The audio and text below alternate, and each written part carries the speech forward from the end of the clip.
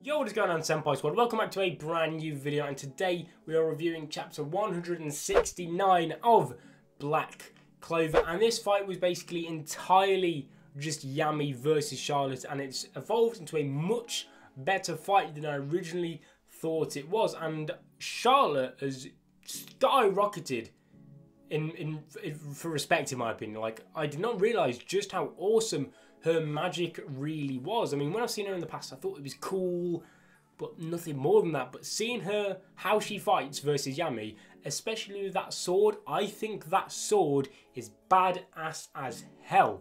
With the little rose and all the barbed wires, and especially when she swings it, and then all the thorns come flying out of it in all directions. I think it's absolutely fantastic, especially seeing Yami kind of like dodge all of them with the flips, with all of this. I think it's fantastic. And if the anime ever reaches this point, if we get any more seasons of it, I really hope they do a good job of animating it, because this fight is mwah, in my opinion. I didn't think it'd be that great of a fight. Well, Black Clover fights are always good. Let's be real here. You can't get a bad fight in Black Clover. But I don't know if this is just me, but this fight, much better than I thought. It really exceeded my expectations. And this fight was much more emotional than I originally thought it'd be. And it's one of the reasons I really, really love Tabata's artwork. He really captures the emotion in every panel perfectly. And I do think that it's somewhere where the anime does struggle. I don't think the anime can capture the emotion that Tabata puts into his artwork quite right. And that is one of the reasons why I do think the manga of Black Clover is far, far superior than the anime. But anyway, that's completely out of the question. We don't really need to get onto that. But we did get a bit of a backstory on Charlotte, albeit very, very small. Basically, we found out that she had this curse put on her when she was young, which is really weird. I mean, out of nowhere. I don't know if that's going to get expanded on at some point or anything. I imagine it probably will. But basically, she had this curse put on her where it would keep her roses small. I imagine then stopping them from reaching their full potential, so her magic can't reach full potential, something like this. I'm not entirely sure. I kind of hope one of you guys will let me know more about this scene in the comment section down below, because I couldn't quite clock onto it. I've read it a couple of times, but I struggled to follow it. I wasn't quite sure how it was about this curse and where she is now with the curse, and kind of where she is with the power, all of this, because basically Yami says that over time the curse seemed to have lifted, but it had lasting effects on her roses, blah blah blah and all this. So I struggled to follow it, but he said that I think this is her original magic, like Brea magic, which is fantastic. But like I said, if someone in the comment section can kind of fill me in on that whole curse and Brea magic and what's going on with that, that'd be great, because I don't know if it's just me, I struggle to follow it. It might just be me being an idiot, I don't know, it probably is. We also get to see some great character development for a character which I didn't think would be in this fight, and I don't know why. When I first saw this fight start, I don't know why she didn't come into my mind, but Sol, I believe her name is, she joined up, the one who's always with Charlotte and refers to her as Big Sis, the one who hates men. She got some interesting character development. Basically, Yami was telling her, you stay out of this fight. He even refers to himself as the hero of, or something like that, and that was great. But like I said, with Sol not being a massive fan of men, she was having none of it. She said, there's no way in hell I could leave a job like this to a man. I'm going to snap Charlotte out of this, or Big Sis out of this. And basically she goes to attack, and straight away she is shut down. She can't even use her magic because of all of the presence that Charlotte has around her.